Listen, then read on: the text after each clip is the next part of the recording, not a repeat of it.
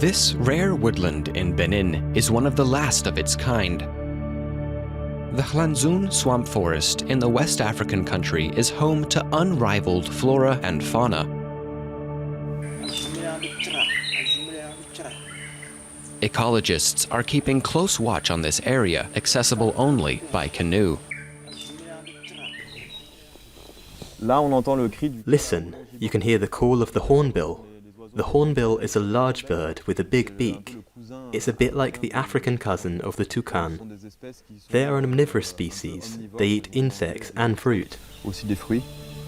Over 160 animal species live here together, camouflaged and spread around the dense vegetation. But despite these paradise conditions, the animal population is plummeting. People who live around the forest are hunting its animals. For some, it's driven by hunger. According to the World Bank, over a third of Benin lives under the poverty line, but others illegally poach animals to sell them. When you go to Zogbodomi, you see by the roadside people bring monitor lizards, antelope and other species. Where do they kill them? If it's not on the plantations, it's in this forest. Yet even more serious than poaching is the loss of habitat. Villagers cut down trees for firewood. Recently, they started to drain parts of the swamp to plant crops. A decade ago, the forest stretched over nearly 3,000 hectares. Much less remains today.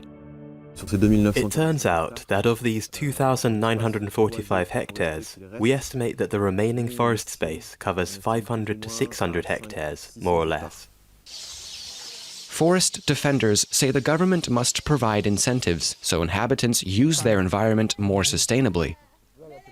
If we support them to do agriculture, market gardening, small trade, if we support them above all to encourage tourism in this forest, if we support them to develop areas to produce species for firewood, these communities will preserve these forests because the resources that they contain are the resources of humanity today.